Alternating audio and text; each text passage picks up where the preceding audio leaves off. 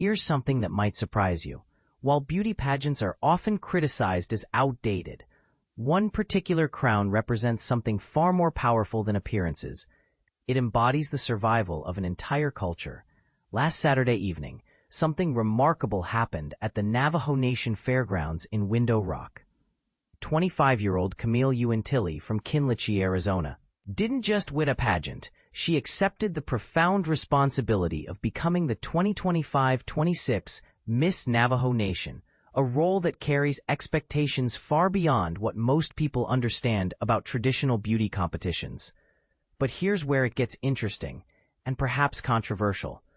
Unlike conventional pageants that focus primarily on external beauty, the Miss Navajo Nation competition demands something entirely different from its contestants. Uentillie had to demonstrate her mastery of traditional skills like butchering sheep, preparing ancestral foods, and most importantly, her fluency in the Navajo language. This isn't just about looking good in a crown. It's about cultural preservation in an increasingly globalized world. Uentillie comes from deep cultural roots that many people today struggle to maintain.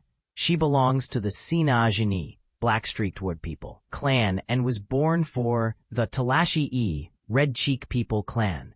Her maternal grandfather represents the Toahani, Near-Water People clan, while her paternal grandfather belongs to the Todikoji, Saltwater People clan.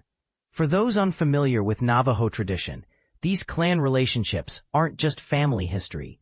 They form the foundation of one's identity and determine social relationships within the community. The daughter of Charlene and Larson Uentillie, she made history as only the second woman from her hometown of Kinlichee to claim this prestigious title.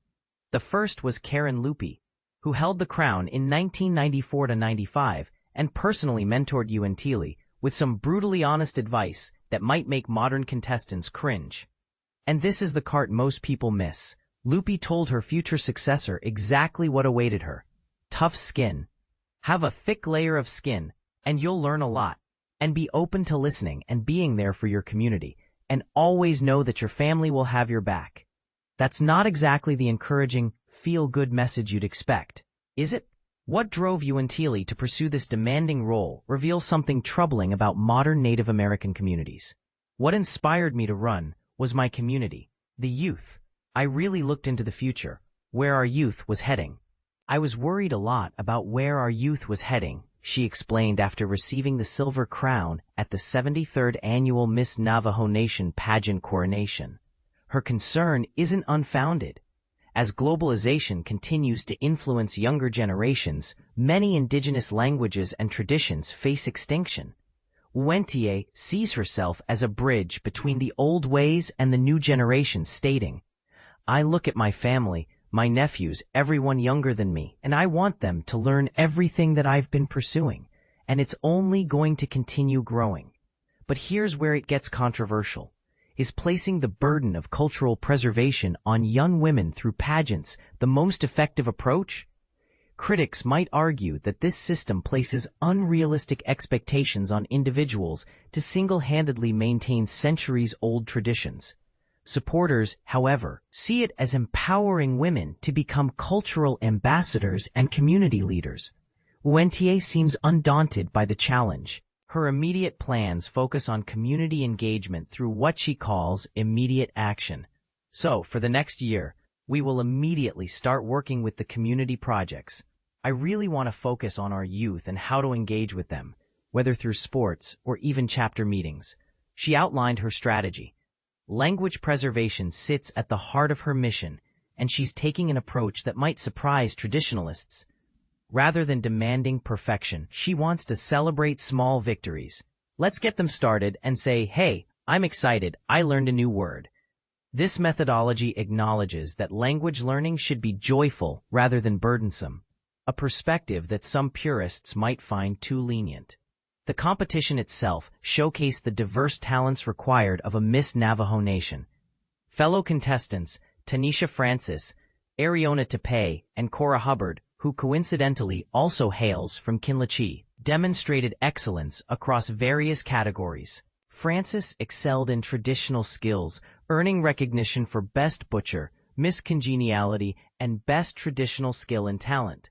Tapahe dominated the intellectual and contemporary categories, winning Best Traditional Food, Best Essay, and Best Contemporary Skill and Talent. Hubbard secured third runner-up, while Francis became second runner-up and Tapahe claimed first runner-up. What strikes many observers is Uentillie's emotional connection to her fellow competitors. My sisters, oh my God, I'm so proud of them. They taught me a lot this past week. We had some important conversations, a lot of vulnerability here through pageant week. She reflected, revealing the supportive atmosphere that contrasts sharply with the competitive nature of most pageants. As Uentillie begins her reign, she carries not just a crown, but the hopes and expectations of an entire nation seeking to preserve its identity in a rapidly changing world. Her success will be measured not in appearances or photo opportunities, but in her ability to inspire young people to embrace their heritage while navigating modern challenges. The question remains, can one person, regardless of their dedication and cultural knowledge, truly bridge the gap between traditional values and contemporary realities? And perhaps more controversially, should we expect them to? What do you think? Is the Miss Navajo Nation Pageant an empowering platform for cultural preservation, or does it place unfair pressure on young women to shoulder responsibilities that should be shared by entire communities?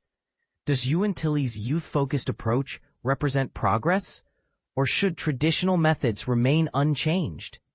Share your thoughts. This conversation about cultural preservation versus modernization affects Indigenous communities worldwide.